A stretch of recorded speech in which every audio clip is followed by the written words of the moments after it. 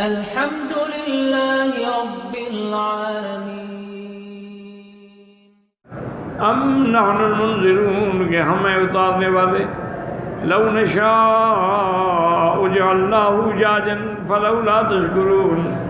اگر اللہ چاہے تو اس کو کڑوا پانی بنا دیں پھر پی بھی نہ سکو. کیوں نہیں اللہ کی نعمتوں کا شکر کرتے. وفی قوله هو الذي انزل من السماء ماء لكم منه شراب ومنه شجر فيه تسيمون. اللہ نے آسمانوں سے تمہارے لیے پانی اتارا ہے، اس کے اندر پینے کا بھی ہے اور اس کے اندر درخت لگانے کا بھی ہے. اور فرمایا وما انتم له بخازنین، اے بمانعین، اس کو تم روک نہیں سکتے ہو. اللہ چاہے روکیں، اللہ چاہے جاری کریں. وَيَحْتَمِلُ أَنَّ الْمُرَادَ وَمَا أَنْتُمْ لَهُ بِحَافِظِينَ. آپ اس پر حافظ داروغہ مقرر نہیں ہیں. بل نحن ننزله ونحفظه علیکم، ہم خود اتارتے ہیں، اس کی حفاظت بھی کرتے ہیں. وَنَجْعَلَهُ مُعِينًا وَيَنَابِيَ فِي الْأَرْضِ، ہم اس کو چشمے بھی بناتے ہیں اور زمین کے اندر اس کی شاخیں بھی چلاتے ہیں. وَلَوْ شَاءَ تَعَالَىٰ غَارَهُ وَذَهَبَ بِهِ، اگر اللہ چاہے تو اس پانی کو زمین کے نیچے لے جائیں جہاں سے تم فائدہ بھی نہ اٹھا سکو. وَلَٰكِنَّ رَحْمَتِهِ أَنزَلَهُ وَجَعَلَهُ عَذْبًا وَحَفَظَهُ فِي الْعُيُونِ وَالْآبَارِ وَالْأَنْهَارِ وَغَيْرِ ذَٰلِكَ. یہ اس کی رحمت ہے کہ اس نے اس پانی کو میٹھا بھی بنایا ہے اور اس کو پھر تمہارے چشموں میں، کنووں میں، نہروں میں محفوظ بھی رکھا ہے. لِيَبْقَىٰ لَهُمْ فِي طُولِ السَّنَةِ، تاکہ سارا سال تم فائدہ اٹھا سکو. يَشْرَبُونَ وَيَسْقُونَ أَنْعَامَهُمْ وَذُرُوَّهُمْ وَثِمَارَهُمْ، تاکہ تم اپنے درختوں کو بھی پانی دے سکو اور جانوروں کو بھی پانی پلا سکو. تو یہ جو اللہ کے پانی کا نظام ہے، سب سے پہلی بات تو یہ ہے کہ پانی کا وجود ہی ایک اتنی بڑی نعمت ہے کہ جس کا ہم شکر ادا نہیں کر سکتے، کیونکہ یہ پانی جو ہے حیات کا سبب ہے. وَجَعَلْنَا مِنَ الْمَاءِ كُلَّ شَيْءٍ حَيٍّ، ہم نے ہر چیز کو زندہ پانی سے رکھا. اسی لیے جو بعض سیارات ہیں نا جہاں یہ پہنچنے کی کوشش کرتے ہیں، وہاں پانی نہ ہو تو کیسے زندگی گزرے گی، اس لیے پھر اس کو چھوڑ دیتے ہیں. تو سب سے اصل چیز جو ہے وہ پانی. اور یہ بھی یاد رکھیں کہ اللہ نے ملائکہ کو نور سے پیدا کیا، جنوں کو آگ سے پیدا کیا، آدم کو اللہ نے مٹی سے پیدا کیا، اور اسی طرح باقی جتنے جانور ہیں سب کو اللہ نے پانی سے پیدا کیا. اللہ خلق کل دابۃ من ماء، اللہ نے جتنے جانور ہیں، جس قسم کے بھی جانور ہیں، بڑے ہیں، چھوٹے ہیں، چرند ہیں، پرند ہیں، ان سب کو اللہ نے پانی سے پیدا کیا. پھر ان میں کئی قسمیں، منہم من یمشی علی بطنہ، بعض جانور ایسے ہیں جو پیٹ پہ چلتے ہیں جیسے سانپ ہے. منہم من یمشی علی رجلین، جیسے انسان ہے. ومنہم من یمشی علی اربعین، اور بعض جانور ایسے ہیں جو 4 ٹانگوں پہ چلتے ہیں جیسے گائے ہیں، بھینس ہے، بکریاں ہیں. اور پھر ان کو بھی اللہ نے تمہارے منافع کے لیے رکھا ہے کہ بعض سے تم دودھ لیتے ہو، بعض کو ذبح کر کے گوشت کھاتے ہو، بعض کی اون سے اور صوف سے فائدہ اٹھاتے ہو. یہ سب اللہ کی کروڑ نعمتیں ہیں. اور اب اس کو یہ دیکھیں کہ اللہ نے اپنے بندوں کو پانی جو دیا ہے اس کا انتظام کیسے کیا. سب سے پہلے تو اللہ نے پہاڑوں پہ برف کی شکل میں پانی کو جما دیا. یہ جو گریش کہہ رہے ہیں کیا برف ہے؟ اچھا، وہ برف بن جاتا ہے تو اس لیے اس میں کوئی چیز جا کے اس کو پلید بھی نہیں کر سکتی، جو بھی جائے گا جم جائے گی. برف کے اوپر کیسے کوئی چیز زندہ رہ سکتی ہے؟ پھر اللہ نے یہ انتظام کیا ہے کہ ان جو بادل ہیں اس برف کے، اس سے اندر اندر رگوں میں پہاڑوں کے اور زمین کے پانی کو اتارا ہے. جہاں زیادہ اتارا ہے وہاں دریا بن کے بہتے ہیں، جہاں تھوڑا اتارا ہے وہ زمین جذب کر لے. پھر اللہ نے ہمیں یہ بھی عقل دیا ہے کہ ضرورت ہو تو کنواں کھود کے پانی نکال لو، کوئی بور کر کے پانی نکال لو، اور جو بڑے بڑے سیل ہیں ان کی نہریں بنا کے چلا دو. آگے نہروں کی پھر شاخیں بنا دو چھوٹی چھوٹی، تاکہ ضرورت کے مطابق پانی سارا سال تمہیں ملتا رہے. پھر یہ پانی صرف تم نہیں پیتے ہو، تم پیتے ہو، جانور پیتے ہیں، اور یعنی ہر چیز پرند ہے جو سب پانی پیتے ہیں۔ تو اللہ نے فرمایا کہ اگر اس پانی کو میں نیچے لے جاؤں یا اس کو میں جیسے میٹھا بنایا ہے کڑوا بنا دوں تو تم کیا کرو گے؟ قُلْ أَرَأَيْتُمْ إِنْ أَصْبَحَ مَاؤُكُمْ غَوْرًا فَمَنْ يَأْتِيكُمْ بِمَاءٍ مَّعِينٍ۔ اللہ رب العالمین کہ اگر ہم اس کو نیچے لے جائیں، زمین بالکل تا میں چلا جائے، نکلے گا نہیں۔ تو اس لیے اللہ نے یہ نعمتیں اس لیے بیان کی ہیں کہ جب نعمتیں ملیں تو اللہ کا شکر کرو۔ اسی لیے ہمیں حکم ہے کہ پانی پیتے ہو تو کہو بسم اللہ الرحمن الرحیم، اور اس کے بعد ہر سانس پہ کہو الحمدللہ الحمدللہ الحمدللہ، اور جب ختم کر دو تو کہو الحمدللہ الذی اطعمنا وسقانا وجعلنا من المسلمین۔ اور ایک روایت میں یہ بھی آیا ہے کہ دعا بھی کیا کرو کہ اللہم اطعم من اطعمنا، یا اللہ آپ ان کو بھی کھلائیں جن نے ہمیں کھلایا ہے، وَأَسْقِ مَن نَسْقَانَا، اور ان کو بھی پلائیں جن نے ہمیں پلایا ہے۔ تو یہ اللہ کی عظیم نعمتیں ہیں۔ اور اسی طرح پھر اللہ تبارک و تعالیٰ دیکھیں کہ کڑوے دریا بھی بنائے اور میٹھے دریا بھی بنائے ہیں۔ اچھا، بعض جگہ یہ دونوں دریا ملتے ہیں، مرج البحرین یلتقیان، یہ دونوں دریا مل رہے ہیں، لیکن بینہما برزخ لا یبغیان، درمیان میں اللہ نے ایک ایسی حد فاصل رکھ دی ہے کہ یہ پانی اس میں نہیں ملتا اور یہ پانی اس میں نہیں ملتا۔ یہ دو دریا جو ہے نا جی، یہ بنگلہ دیش میں آپ جائیں نا اراکان کی طرف، وہاں بھی دو دریا ملتے ہیں، اور اسی طرح ساؤتھ افریقہ میں کیپ ٹاؤن ایک صوبہ ہے، وہاں بھی یہ مرج البحرین کا نمونہ موجود ہے کہ دو دریا مل رہے ہیں، کھارا بھی اور میٹھا بھی۔ اچھا، اور برزخ جو ہے وہ کیا چیز ہے آج تک کوئی سمجھ ہی نہیں سکا ہے کہ ان دو کے درمیان برزخ ہے، ان کو ملنے، یعنی کڑوا پانی میٹھے سے نہیں ملتا، میٹھا کڑوے سے نہیں ملتا۔ اچھا، آپ اگر تیرنا چاہتے ہیں تو یہاں سے تیر کے ادھر چلے جائیں، ادھر سے ادھر آ جائیں، کوئی رکاوٹ تمہیں روکنے والی نہیں ہے، لیکن پانی کو نہیں ملنے دیتی۔ تو اس لیے معلوم ہوا کہ عالم برزخ ہماری عقل سے ماورا ہے، اس کو ہم سمجھ ہی نہیں سکتے۔ اسی لیے دنیا اور آخرت کے درمیان میں جو عالم برزخ ہے، آدمی مر گیا ہے، جل گیا، ٹکڑے ہو گیا، راکھ ہو گیا، برزخ ہے، تو اس لیے اس کو بھی صرف اللہ تعالیٰ کی ذات جانتی ہے کہ وہ کیا چیز ہے۔ تو قرآن نے فرمایا ہے کہ مرج البحرین یلتقیان بینہما برزخ لا یبغیان۔ اور میں نے بنگلہ دیش میں وہاں پوچھا تھا دوستوں سے، علماء سے، انہوں نے کہا کبھی کبھی طوفان آتا ہے نا، اس میٹھے پانی میں دریا میں طوفان آئے تو یہ اس پہ چڑھ جاتا ہے، اور پھر جب طوفان اترتا ہے وہ واپس چلا جاتا ہے۔ کبھی کڑوے دریا میں طوفان آتا ہے، یہ میٹھے پہ چڑھ جاتا ہے، لیکن جب اس کا جوش ختم ہوتا ہے تو پھر واپس چلا جاتا ہے۔ اسی طرح ایک واقعہ مجھے ایک بزرگ نے سنایا تھا، اللہ عالم، کہ جب ایک دفعہ مکہ مکرمہ میں اتنا بڑا سیل آیا، پانی آیا بارشوں کا، پہاڑوں سے گرتا تھا نا جی، طائف سے گر رہا ہے، عرفات سے گر رہا ہے، جبل نور سے گر رہا ہے، یہ سارے پانی جو تھے نا یہ سب مکے کے حرم کے نیچے سے گزرتے تھے، چونکہ مکہ کعبۃ اللہ جو ہے یہ وادی میں ہے، اس کے نیچے انہوں نے نہر بنائی تھی جس سے یہ پانی نکل کے آگے چلے جاتے تھے، اسی لیے آگے مسیال ہے، پھر مسفلہ ہے، یہ نیچے کا حصہ ہے۔ ایک دفعہ ایسا طوفان آیا، اللہ معاف کرے، کہ اس نے گاڑیاں اور ٹرک اٹھا کے مارے، اور وہ جو راستہ تھا نا حرم کے نیچے نہر کا منہ بند ہو، آگے ٹرک آ گئے، پانی اوپر سے دروازوں کے اندر سے حرم میں داخل ہو گیا۔ اچھا، وہ پانی اتنا اونچا تھا کہ کعبۃ اللہ کا آپ نے دروازہ دیکھا ہے کتنا اونچا ہے، یہاں تک پہنچا ہوا تھا، اور پرانا حرم جو تھا اس کے پنکھوں کے قریب پہنچا ہوا تھا۔ میں بھی اس سال یہیں تھا اتفاق سے، میں نے وہ دیکھا ہے اپنی آنکھوں سے۔ اور یہ بھی اللہ کی شان دیکھیے کہ اتنا سیلاب ہے، اتنا طوفان ہے، لیکن عاشق طواف کر رہے ہیں،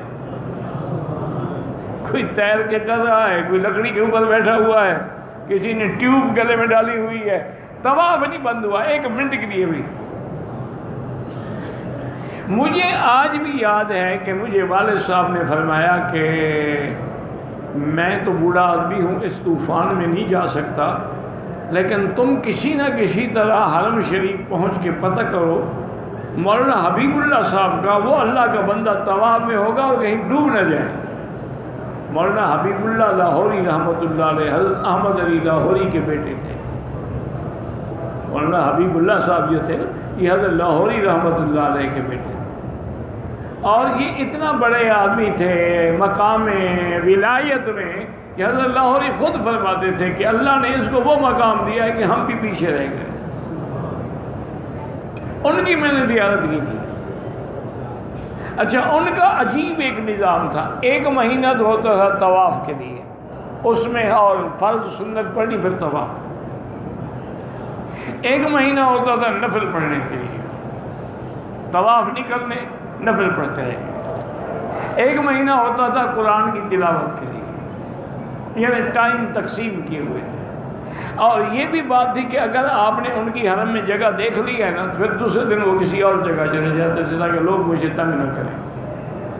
وہ لوگ اسے اللہ والے بھاگتے ہیں، کرایہ دار تو پیسے دے کے بلاتے ہیں، آج کل کے جو مداری ہیں یہ تو خرچ کر کے لوگوں کو بلاتے ہیں نا، گاڑیاں بھیجتے ہیں، بسیں بھیجتے ہیں، کھانے پکاتے ہیں، دیگیں پکتی ہیں۔ وہ لوگ چھپتے تھے کہ کوئی ہمیں دیکھ ہی نہ لے۔ تو میں نے کوشش کی الحمدللہ، ایک ساتھی کو بھی ساتھ لیا کہ بھی ایک دوسرے کو پکڑ کے ایسا نہ ہو کہ ہم بھی سیل میں بہ جائیں۔ ہم اپنے اس وقت والد صاحب کا گھر جو ہے محلہ اجیاد میں تھا، ہم جب یہ اجیاد کے محلے سے حرم کی طرف نکلے، ہم نے دیکھا حضرت مولانا تو آ رہے ہیں آگے سے، کپڑا اونچا کیا ہوا ہے اور یہاں تک پانی ہے اس میں۔ میں جلدی سے میں نے کہا میں مولوی خیر احمد صاحب کا پتہ کرنے جا رہا تھا کہ تمہارا باپ کہیں ڈوب تو نہیں گیا۔ میں نے کہا انہوں نے ہمیں تو آپ کا پتہ کرنے کے لیے بھیجا۔ انہوں نے کہا ان کو بتا دو سب خیریت ہے، اللہ کی رحمت ہے، یہ بھی ایک امتحان آنکھوں سے ہم نے دیکھنا تھا۔ یہ اللہ حکومت سعودیہ کو جزائے خیر دے کہ انہوں نے پوری دنیا سے بڑے بڑے آرکیٹیکٹ جو تھے نا جی، بڑے بڑے انٹرنیشنل ماہر، ان کو بلایا کہ بھی ان سیل کو کعبہ شریف سے کیسے روکا جائے۔ اور وہ اتنی تیز ہوتی ہے نا، یہ آپ کے جو لوڈڈ ٹرک ہیں یہ بھی بہہ جاتے ہیں۔ آپ نے اپنے ملک میں دیکھا ہوگا توسے کے قریب نئے آتی ہے، وہ دنیا کی کوئی طاقت نہیں روک سکتی اس کو۔ پہلے اسی لیے مدینہ منورہ جانے کے لیے بھی 2 مہینے لگتے تھے، راستے میں پانی آ جاتا تھا، حاجی بیٹھے رہتے تھے، پانی اترے تو حاجی گزرے۔ تو انہوں نے پھر یہ حل نکالا کہ بھئی طائف سے ایک نہر لائی جائے جو باہر سمندر کی طرف جائے، عرفات سے اور نہر لائی جائے، جبل سرو سے اور لائی جائے، جبل نور سے اور لائی، تاکہ جتنا پانی آئے سیل کا ان نہروں میں آ کے سیدھا سمندر چلا جائے، حرم آئے ہی نہیں۔ تو اس کی وجہ سے الحمدللہ حرم شریف جو ہے سیل سے محفوظ ہو گیا۔ اب جو بارش برستی ہے وہ الگ بات ہے، لیکن وہ جو سیل آتی تھی نا، اللہ معاف کرے، اللہ معاف، اب بھی آتی ہے۔ اب بھی آپ کئی علاقوں میں اس وقت بھی بارش کی وجہ سے اتنا بڑی سیل ہے کہ لوگوں کو ہیلی کاپٹروں کے ذریعے نکال رہے ہیں۔ یہ سیل تو ایسی ہوتی ہے نا، تو یہ سارا پانی کس نے دیا ہے؟ آپ ایک ڈیم بنانے کے لیے آپ کو کتنے پیسے چاہیے؟ لیکن اللہ کا انتظام دیکھیں، ساری کائنات کو پانی پہنچایا، مشرق میں بھی، مغرب میں بھی، شمال میں بھی، جنوب میں بھی، زمین کے نیچے بھی، آسمانوں سے بھی، پہاڑوں سے بھی، چشموں کے ذریعے بھی اللہ پاک نے انتظام کر دیا۔ اس لیے اللہ فرماتے ہیں یہ تم اتارتے ہو کہ ہم اتارتے ہیں، پھر بھی تم شکر بھی کرتے ہو۔ اور جب سب کچھ تم نے دیکھ لیا، وَإِنَّا لَنَحْنُ نُحْيِي وَنُمِيتُ وَنَحْنُ الْوَارِثُونَ، ہم زندگی دیتے ہیں، ہم موت دیتے ہیں، پھر اس کے بعد ہم ہی وارث ہیں۔ اگر ہم مردہ زمین کو زندہ کر سکتے ہیں تو مردہ انسان کو زندہ کرنا کون سی بڑی بات ہے؟ اخبار عن قدرتہ تعالی علی بدء الخلق و اعادتہ، اللہ پاک اس میں خبر دیتے ہیں کہ ہم نے کیسے مخلوق کی ابتدا پیدا کی اور پھر کیسے لوٹائیں گے۔ وَأَنَّهُ هُوَ الَّذِي أَحْيَا الْخَلْقَ مِنَ الْعَدَمِ، وہ ذات ہے کہ جس نے عدم سے تمہیں پیدا کیا ہے۔ ثُمَّ يُمِيتُهُمْ ثُمَّ يُبْعَثُهُمْ كُلُّهُمْ لِيَوْمِ الْجَمْعِ، پھر تمہارے لیے موت آئے گی، پھر سب اٹھی کہ قیامت والے دن میدان حشر میں جمع ہوں گے۔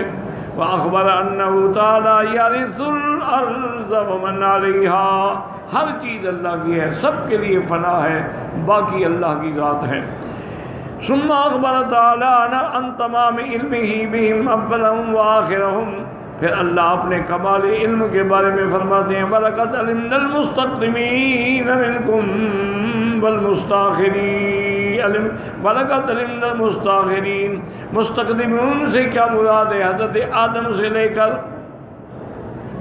حضور کے زمانے تک، پھر اس کے بعد قیامت تک۔ اس لیے فرماتے ہیں المستقدمون من کل من حلق من لدن آدم علیہ السلام، والمستاخرون کون ہے؟ من ہوا حی، جو زندہ ہے، ومن سیاتی الی یوم القیامہ، اور جو قیامت تک پیدا ہوں گے۔ وروا نحوہ ونکرہ ومجاہد والزہاق وقتادہ محمد بن کعب والشعبی وغیرہم، وہو اختیار ابن جریر رحمہ اللہ تعالی۔ وقال ابن جریر حدثنا محمد بن عبد الاعلی حدثنا معتمر بن سلیمان عن نبی عن رجل عن مروان بن الحکم انہو قال کان اناس یستاخرون فی الصفوف من اجر النساء۔ ایک روایت یہ بھی ہے کہ بعض لوگ جو ہیں وہ پچھلی صفوں میں نمازیں پڑھتے تھے تاکہ عورتوں کو دیکھ سکیں، تو اللہ نے فرمایا ہم آگے والوں کو بھی جانتے ہیں، جو پیچھے کھڑے ہیں ان کا حال بھی جانتے ہیں۔ اس روایت میں یہ آتا ہے کہ فَأَنزَلَ اللَّهُ وَلَقَدْ الْمُسْتَقْدِمِينَ مِنْكُمْ وَلَقَدْ الْمُسْتَأْخِرِينَ، لیکن یہ حدیث قابل اعتبار ہی نہیں ہے، بالکل غریب جدا۔ فقال ابن جرير حدثني محمد بن موسى الجرشي قال حدثنا نوح بن قيس قال حدثنا عمرو بن قيس قال حدثنا عمرو بن مالك ان ابي الجوزاء ان ابن عباس رضي الله تعالى عنهما قال كانت تصلي خلف النبي سمرات حسنا، قال ابن عباس لا والله ما رأيت مثلها قط، وقال بعض المسلمين اذا صلوا استقدموا يعني لئلا يروها، وبعض يستاخرون فإذا سجدوا نظروا إليها من تحت أيديهم۔ حضرت ابن عباس فرماتی ہیں کہ حضور کے زمانے میں حضور کے پیچھے ایک عورت نماز پڑھتی تھی جو بہت خوبصورت تھی، حتیٰ کہ حضرت ابن عباس جیسا آدمی فرماتی ہیں کہ میں نے ایسی خوبصورت عورت نہیں دیکھی۔ تو بعض لوگ تو اگلی صفوں میں چلے جاتے تھے تاکہ نظر ہی نہ پڑے، اور بعض پچھلی صفوں میں ہوتے تھے، اور جب سجدے میں جاتے تو نیچے سے دیکھتے تھے اس عورت کو۔ اللہ نے قرآن اتارا، کہاں چھپو گے، میں تو سب دیکھ رہا ہوں۔ وَلَقَدْ عَلِمْنَا الْمُسْتَقْدِمِينَ مِنْكُمْ وَلَقَدْ عَلِمْنَا الْمُسْتَأْخِرِينَ، وَقَدْ رَوَاهُ أَحْمَدُ بْنُ حاتم فِي تَفْسِيرِهِ، وَرَوَاهُ التِّرْمِذِيُّ وَالنَّسَائِيُّ فِي كِتَابِ التَّفْسِيرِ فِي سُنَنِهِمَا، وابن ماجہ من طرق عن نوح بن قیس الحدانی، وقد وثقه احمد وابو داود وغیرهما، وكان ابن معین تضعیفه، واخرجه مسلم واهل السنن، وهذا الحديث فيه نكارة شديدة، وقد رواه عبد الرزاق عن جابر بن سليمان عن عمرو بن مالك البكري انه سمع ابا الجوزاء يقول ولقد علمنا المستقدمين منكم في الصفوف في الصلاة والمستاخرين، والظاہر انه من کلام ابی الجوزاء، یہ ابی الجوزاء کا کلام ہے اور حدیث نہیں ہے، نہ حضرت ابن عباس کا بھی قول نہیں ہے۔